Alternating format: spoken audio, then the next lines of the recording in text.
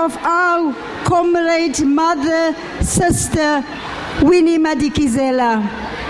I greet you in the name of her undying spirit. And I want to thank the EFF for inviting me to pay tribute to our mother. Thank you very much.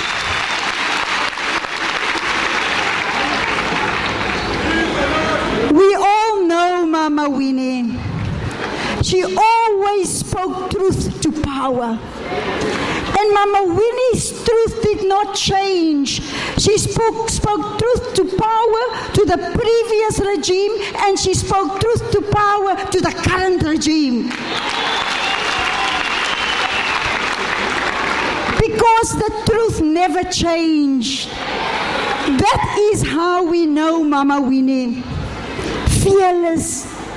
We know that she only feared her God. And that's why that last Sunday before she left us, she spent all of those hours in church. But I want to start by speaking about all of those critics who are now criticizing our mother. And I want to say to them, they are the same critics who didn't say anything during the struggle against apartheid. Today you can't find anyone that supported apartheid.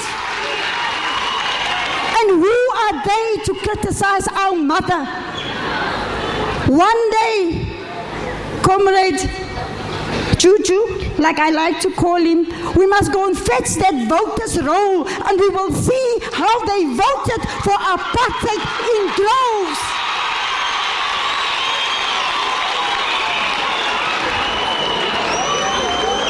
You know what I learned from Mama Winnie?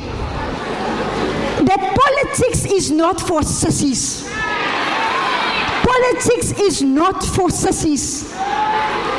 That when you are in politics, there's no rules for men, or there's no rules for women, there's just the rules, and she played by the rules, and she played the game better than most of them. She wasn't the kind of politician that when you hit her on the one cheek, she gives the other cheek, she claps you back. She wasn't that kind of politician. But what do we have today? Today you have a lot of plastic politicians who are there for their stomach, who are not there for the people of our country.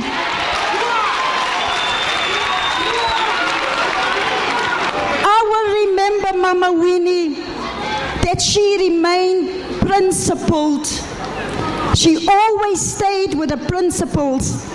But when nobody could beat Mama Winnie, she remained firm with the principles, but flexible with tactic and strategy. That's where Mama Winnie beat the apartheid regime time and time again, because she understood what is tactics and strategy. And so there's a lot that we could learn from Mama. Mama also believed that the problems of our people knows no political affiliation. When you don't have a home, when you are landless, when you are poor, it doesn't ask you which political party you belong to. And she was there for every one of the poor people. I used to work together with Mama Winnie in the informal settlements as ANC and PAC, because she taught me that the problems of our people knows no political affiliation. That's the Mama Winnie that we must remember. There are many memories that I want to share with you. But let me tell you one memory, and I can say it today because it's safe to say so. I used to sit with Mama Winnie in Parliament, and we used to work out questions that I will ask in Parliament. And one of the questions that I asked in Parliament led to my suspension out of Parliament for For 15 days, they suspended me. Of course, the court overruled them. So, Comrade Malema, I was the first one to be chucked out of Parliament without a hearing. But Mama was so clever. Mama said to me, now you go in there, my sister, and you don't accuse them. Just ask the question. Can you confirm or deny that you were spies during the apartheid years? And Mama gave me those names, and I rumbled off the names, and of course I got suspended. Mama, I will always remember that moment and all the many other questions that we shared together. In 2000 in Durban, when we had a government led by then President Thabo Mbeki, who believed that HIV/AIDS did not exist, we marched together in Durban with Mama Winnie to demand ARVs for our people. I said to Thabo Mbeki in Parliament, you say ARVs is toxic. Why is it not toxic for some of the members of Parliament that are sitting here that's using ARVs, but it's toxic for the poor?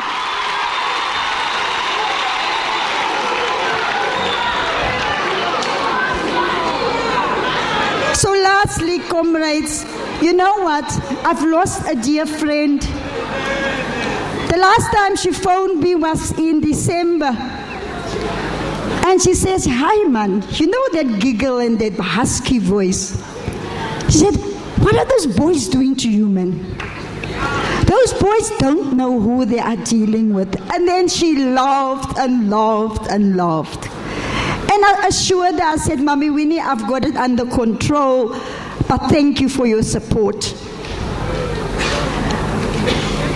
Last night, I played my favorite song, but I thought it is also a favorite song for Mama Winnie, because she was not only the mother of the nation, she was the flower of the nation. Listen to Jonas Gwangwa. That Winnie was the flower of the nation, our flower of the nation, and our mother of the nation. So as I say thank you to all of you, let me tell you one more thing before I forget.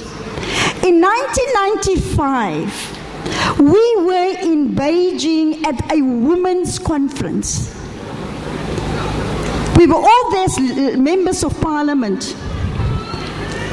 That time Mama Winnie was separated from Tata. You know how badly they treated Mama Winnie. When she arrived in Beijing, they did not even go fetch her at the airport. When she arrived at the hotel, she didn't ever have a room. I gave my room to her, and I moved in a room with Dlamini and Lulu Tingwana. And the next day I left the conference. How can you be at a women's conference and that is how we treat another woman? For me, it was a matter of principle. But my second complaint was I can no longer be part of the South African delegation because the South African delegation is led by a woman that's married to a polygamist. And then I left Beijing. Mama Winnie, we will always be remember. So I want to say Hambakatle, my sister. Hambakatle, our mother. Hambakatle, our mother of the nation. Hambakatle, a flower of the nation. You know, she was so tough, but she cried with us. She was very, very soft. And then within a second, she can turn into that anger. Because I think our problem today, we are not angry enough so that we can deal with all of the challenges that we face in our beautiful country.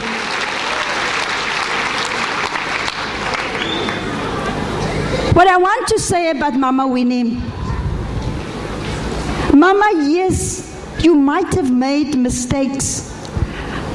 But let us tell South Africa, you might have made mistakes, but being wrong was not one of them, because you knew and you understood the struggles of our people. And that is how we will remember you. Now, I'm worried when she arrived there at the pearly gates. She's going to start most probably a branch of the ANC, or she's going to start a branch with the EFF, maybe. But we know that her soul rest in peace. She has given everything. She's given her life. Her family became the casualty in the struggle for freedom. And we must never, never, ever forget what Mama Winnie did for us and how she sacrificed. Hambagatsle, my friend, and may your soul rest in peace.